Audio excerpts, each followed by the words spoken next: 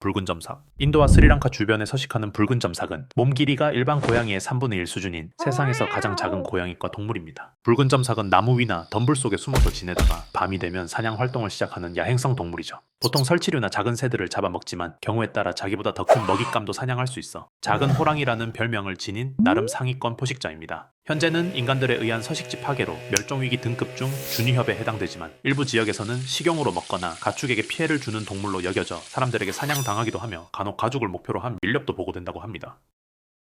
치와와. 분노라는 감정의 대명사인 치와와는 평균 길이가 16cm밖에 안 되는 세상에서 가장 작은 객과 동물이자 가장 오래된 견종 중 하나입니다. 워낙 불같고 거친 성격은 유전적 기형으로 머리가 작아져 두통에 시달리기 때문이라는 설도 있지만 사실 치와와는 그 원종인 테치치에서 유전적 변화가 거의 없는 멕시코의 자연산 시고르 잡종이죠. 이렇게까지 성격이 더러워진 이유는 덩치가 작다 보니 무시당하지 않기 위한 하나의 본능이라고 하는데 고대 멕시코인들은 이런 포악한 성격을 보고는 치와와가 귀신이나 악령을 퇴치하는 능력이 있다고 믿어 시신을 매장할 때 치와와의 뼈나 동상을 함께 묻는 경우도 있었다고 하죠. 그렇게 아주 먼 고대로부터 분노의 화신으로 여겨지던 치와와지만 그럼에도 불구하고 애완견으로 사랑받는 건 아무리 화를 내도 덩치가 작아 사람에게는 위협이 되지 못하기 때문 아닐까요? 피그미 마모셋.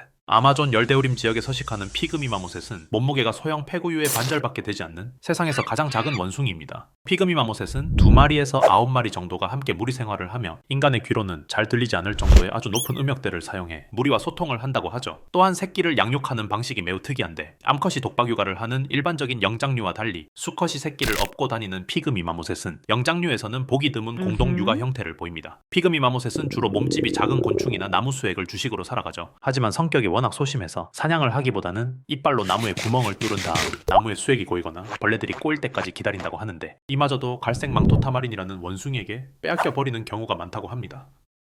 페도프라이네. 몸 길이가 고작 7.7mm로 쌀 한 톨보다 약간 더 큰 이 개구리는 지구에서 가장 작은 척추 동물입니다. 페도프라이네의 가장 특이한 점은 일반적인 개구리처럼 올챙이로 태어나 점차 개구리로 성장하는 것이 아니라 처음부터 성체의 형태로 알에서 부화하는 직접 발생이라는 특이한 방식으로 태어난다는 거죠. 페도프라이네는 너무 작은 몸집 때문에 발성 기관도 작아서 높은 음역대의 울음소리를 낸다고 합니다. 다시 말해서 일반적인 개구리처럼 개굴개굴하고 우는 게 아니라 오히려 곤충이 내는 소리와 비슷하다고 하는데 실제로 귀뚜라미와 매미가 내는 소리와 거의 구분이 안 돼서 연구를 할 때면 특수 장비를 사용해야만 정확한 울음소리를 식별할 수 있다고 합니다.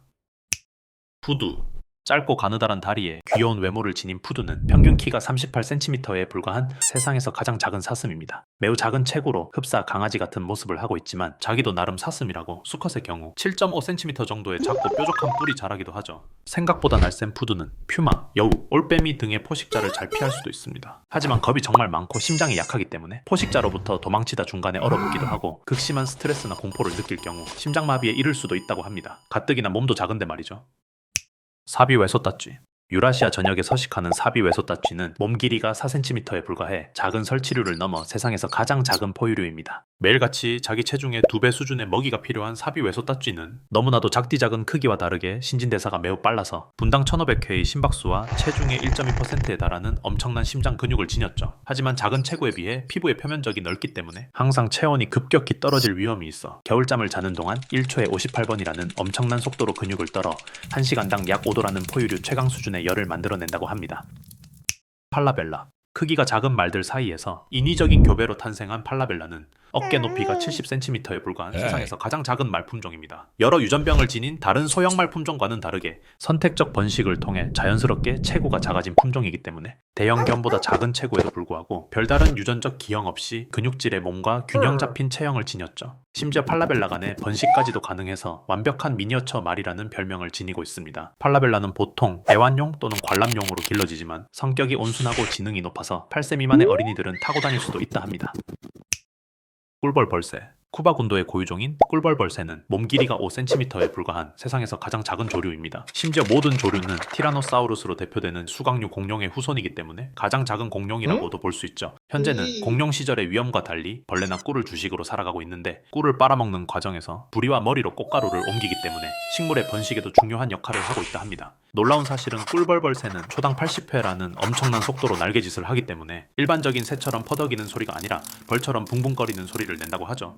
그저 날개짓이라 생각할 수도 있겠지만 이 날개짓을 위해 엄청난 양의 에너지를 사용하다 보니 10분마다 계속 꿀을 먹어줘야 하고 만약 3시간 이상 굶게 되면 심한 경우 아사에 이를 수도 있다고 합니다. 이렇게 에너지 효율이 좋지 못하고 체온을 유지하기가 어려운 꿀벌벌새는 밤이 되면은 일시적으로 대사 활동을 크게 낮추는 일종의 휴면 상태에 들어감으로써 에너지 소모를 줄일 수 있다고 합니다.